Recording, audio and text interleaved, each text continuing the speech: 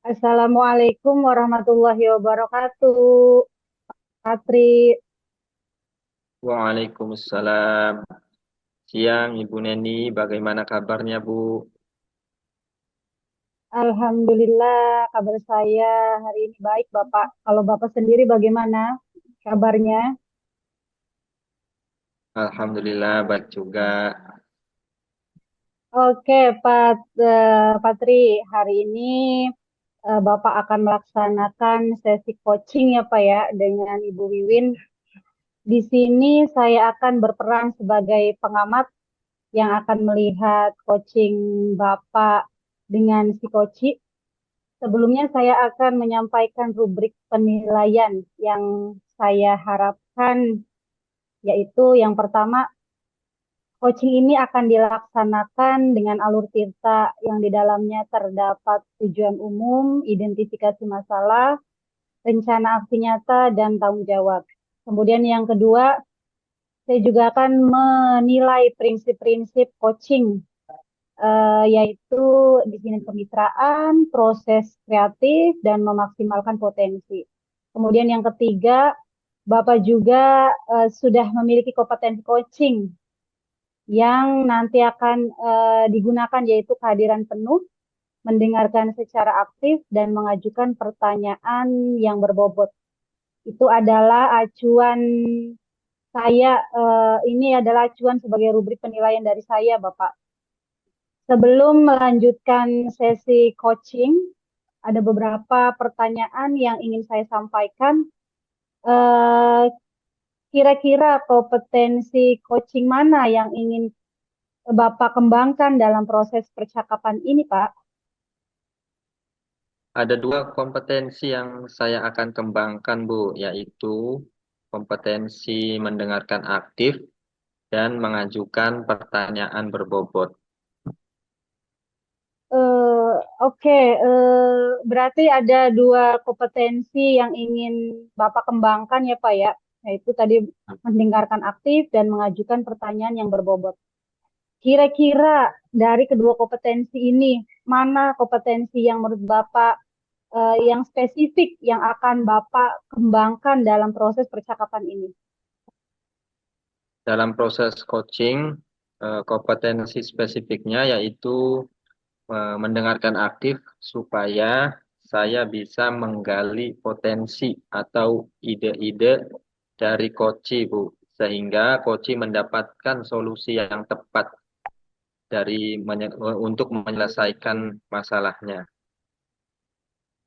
Eh, Memang ya Pak ya, mendengarkan aktif itu merupakan salah satu kunci agar dapat menggali banyak hal dari seorang coach.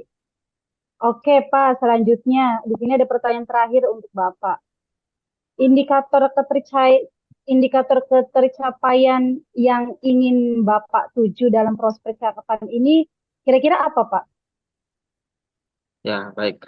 Indikator keberhasilan yang saya tuju yaitu yang pertama bahwa nanti saya dapat menerapkan alur tirta secara runut, kemudian bisa menggali ide-ide dari Koci sehingga menemukan solusi dari permasalahan yang ada. Oke, baik Bapak. Semoga indikator yang Bapak sampaikan terkait prosesnya sesuai alur tirta, kemudian dapat menggali ide-ide dari Koci, dapat terlaksana dengan maksimal. Hanya hanya itu Bapak yang saya ingin tanyakan. Dan selebihnya silakan Bapak bisa memulai percakapan dengan coachingnya dan saya berharap proses percakapan ini bisa berjalan eh, dengan lancar dan baik gitu Pak. Sudah siap Bapak? Insya Allah, Bu, siap. Terima kasih, Bu. Oke, sama-sama.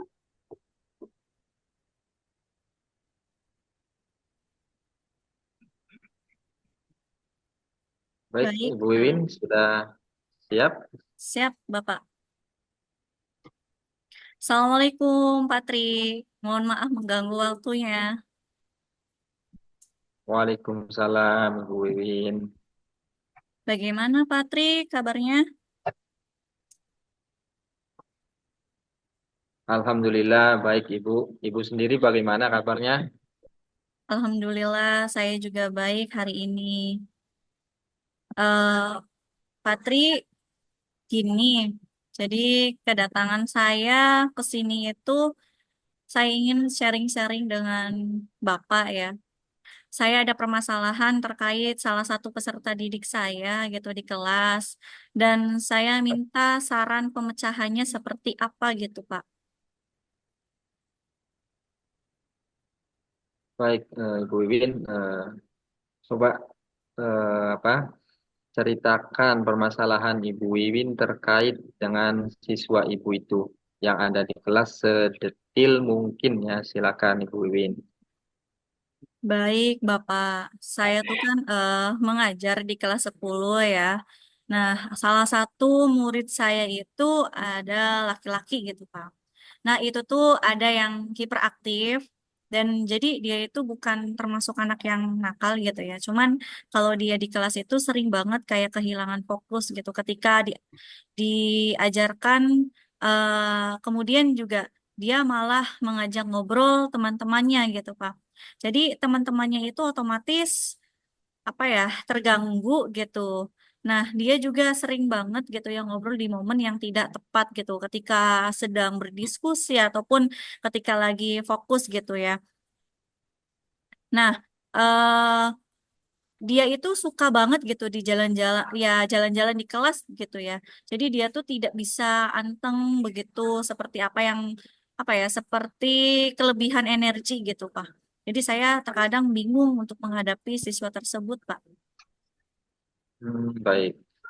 Jadi Ibu Wiwin itu memiliki seorang siswa laki-laki yang bisa dikatakan hiperaktif gitu ya, dan memiliki apa ya, energi lah, energik anaknya yang berlebih gitu ya. Dia sebetulnya anaknya tidak nakal, hanya saja sering kehilangan fokus pada waktu pembelajaran. Dia senangnya mengajak ngobrol teman-temannya ketika pembelajaran sedang berlangsung. Kemudian suka berjalan ke sana kemari ketika pembelajaran berlangsung. Sehingga teman-teman yang lainnya merasa terganggu. Seperti itu ya Bu ya. Betul, Bapak. Tepat seperti itu. Nah, sekarang apa nih harapan Ibu Wiwin ketika kita nanti selesai melakukan sesi coaching ini, Bu?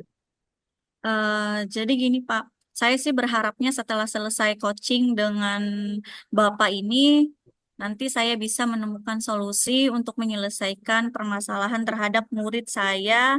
Saya ingin juga ingin mengajak anak tersebut untuk fokus gitu di kegiatan KBM tersebut, Pak.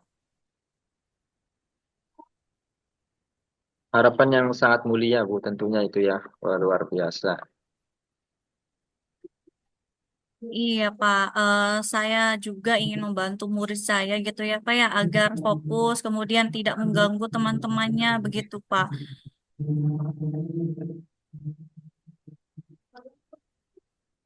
Nah, eh menurut saya ya Pak ya, murid yang memiliki kesadaran diri yang baik itu dia paham betul ya Pak ya posisi dia di saat itu ya.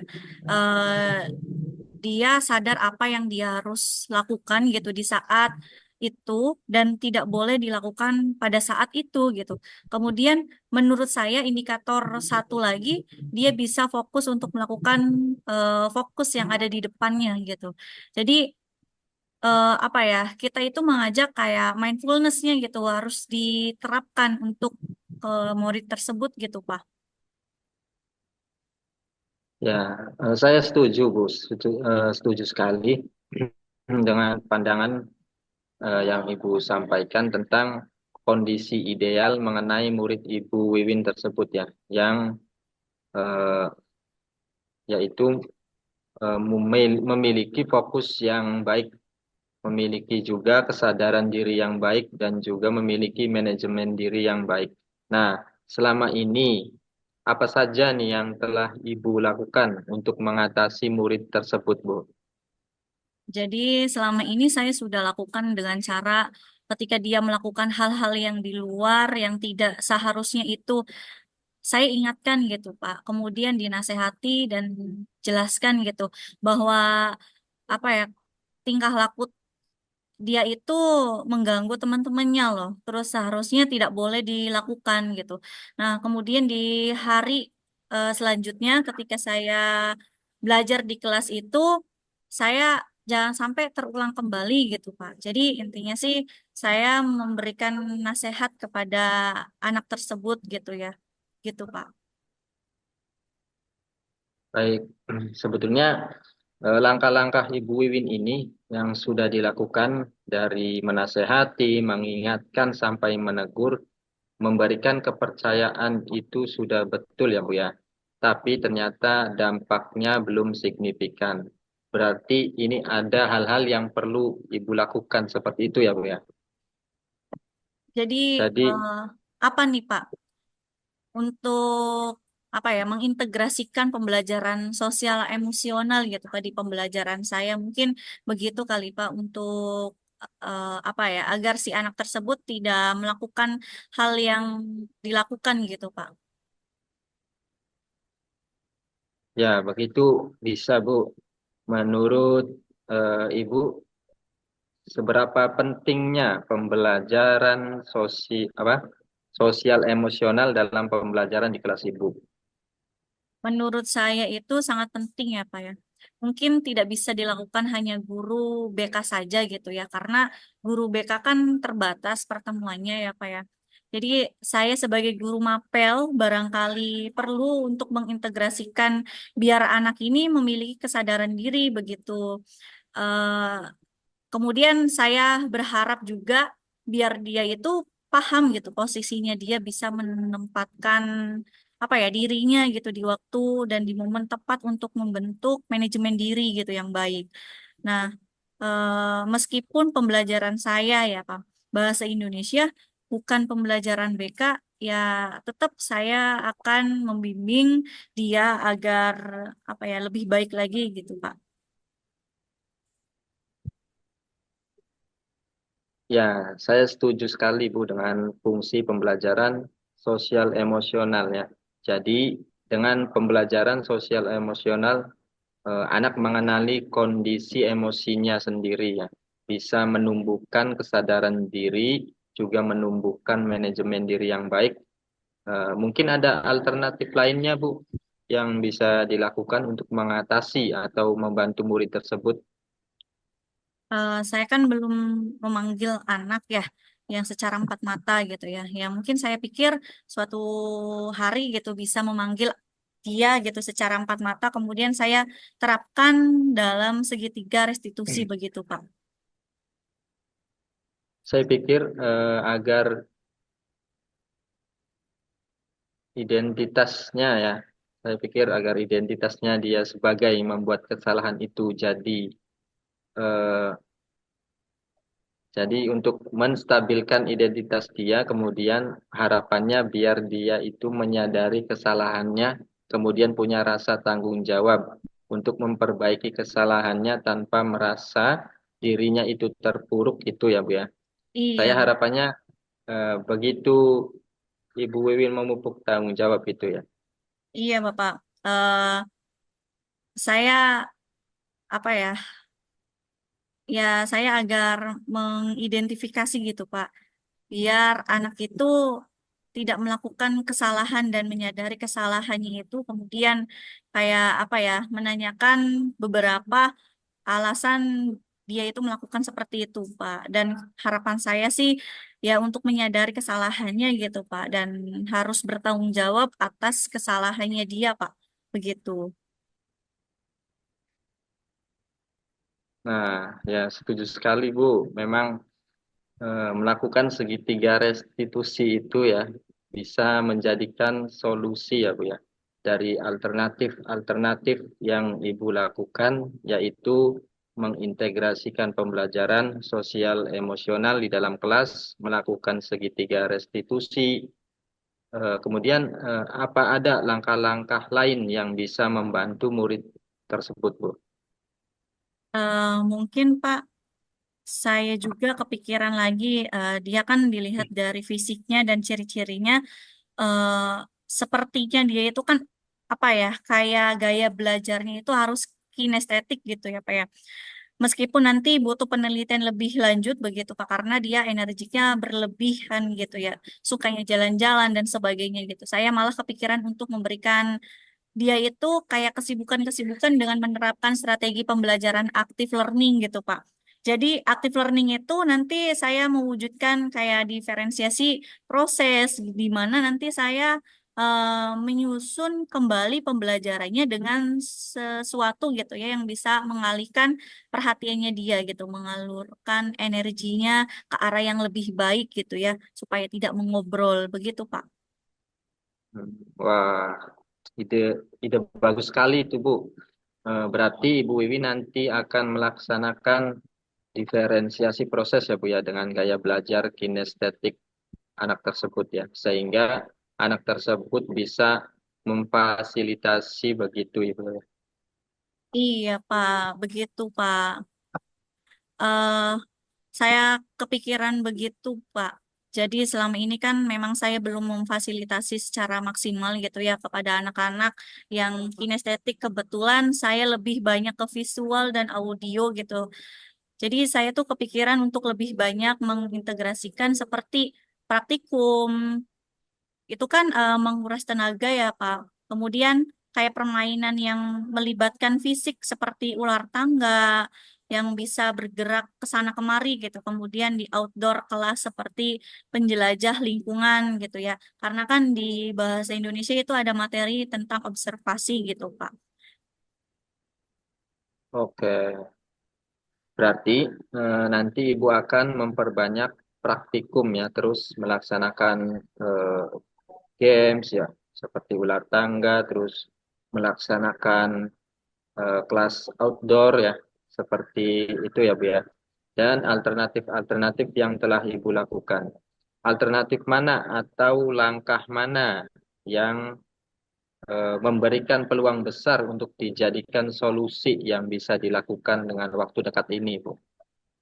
Ya, mungkin alternatif dengan apa ya, pembelajaran kinestetiknya gitu, Pak. Jadi lebih lebih ke pembelajaran kinestetiknya begitu Pak. Dan saya pikir juga nanti akan melibatkan beberapa anak gitu ya teman-teman di kelasnya juga, kemudian wali kelas juga, kemudian guru mapel juga gitu Pak.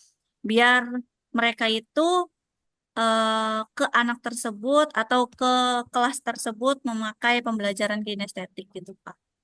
Gitu Pak. Berarti nanti Ibu Wiwin akan melibatkan murid, teman sejawat, wali kelas. Nah, kira-kira kapan Ibu akan melaksanakan rencana aksi nyata tersebut? Saya berencana secepatnya, Pak. Berarti di pertemuan bahasa Indonesia yang akan datang di kelas tersebut. Oke, wah, mantap sekali itu Bu rencananya. Saya dukung rencana Ibu Wiwin. Semoga rencana ini bisa berjalan dengan lancar, tetap semangat, dan tetap optimis ya. Jangan ragu untuk maju ke depan. Nah, Ya, nanti setelah 2 minggu dari pertemuan ini ya, kita akan jadwalkan kembali untuk melaksanakan coaching berikutnya ya, di sesi 2. siap Bapak. Mohon doanya ya. Mungkin sudah cukup gitu, Pak. Saya mohon pamit. Terima kasih atas waktunya gitu ya. Dan saya sudah ada gambaran juga gitu, Pak. Terima kasih, Bapak. Ya Bu, sama-sama. Jangan sungkan untuk bercerita kepada saya ya Bu ya. Siap, Bapak. Terima kasih.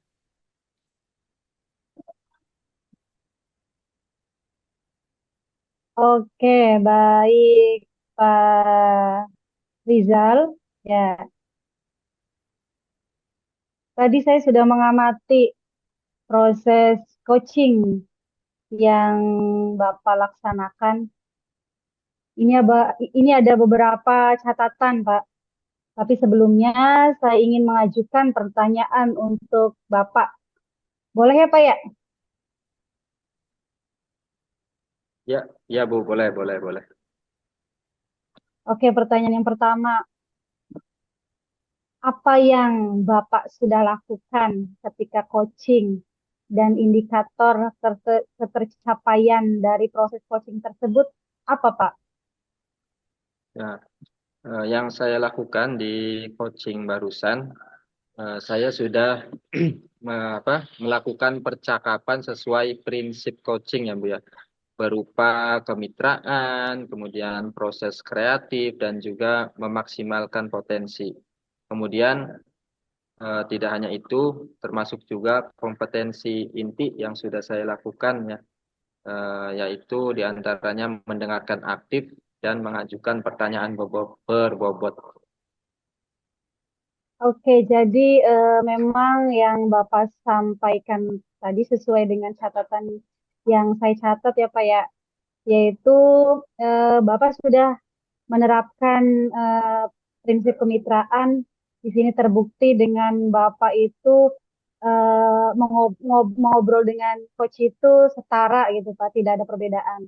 Kemudian Bapak juga menerapkan prinsip proses kreatif, bisa dilihat dari berbagai solusi, berusaha menggali ide coach untuk mengeluarkan berbagai solusi. Bapak juga sudah Bapak juga sudah memberikan pertanyaan berbobot ya agar memaksimalkan potensi yang ada pada coach. Eh, Kemudian Bapak juga sudah mengharapkan tadi sebelum observasi yang Bapak harapkan itu ada dua indikator, yaitu berupa mendengarkan aktif dan mengajukan pertanyaan yang berbobot. Dan catatan itu sudah dilaksanakan oleh Bapak. Dan yang paling penting tadi Bapak itu sudah melaksanakan percakapan sesuai dengan alur tirta, kemudian yaitu di situ ada tujuan umum, kemudian ada identifikasi masalah, ada rencana aksi dan tanggung jawab. Alhamdulillah gambaran umum dari proses coaching yang sudah Bapak laksanakan berjalan sangat baik gitu Pak. Alhamdulillah, terima kasih Bu. Oke, pertanyaan terakhir di sini untuk Bapak. Kira-kira kompetensi apa lagi yang Bapak ingin kembangkan berdasarkan sesi coaching tadi, Pak? Ya, ada Bu ya, yaitu kehadiran penuh. Oh, berarti memang kehadiran penuh ini sangat penting yang akhirnya ingin Bapak kembangkan ke depannya ya, Pak ya. Dan saya juga berdoa semoga potensi ini dapat dikembangkan oleh Bapak secara maksimal. Amin. Kemudian terima kasih untuk Bapak. Semoga eh, proses ini berdampak baik untuk Bapak ke depannya. Baik, terima kasih Bu. Sekali lagi saya ucapkan. Ya, sama-sama Bapak. Oke, sekarang saya akhiri. Wassalamualaikum warahmatullahi wabarakatuh. Waalaikumsalam warahmatullahi wabarakatuh.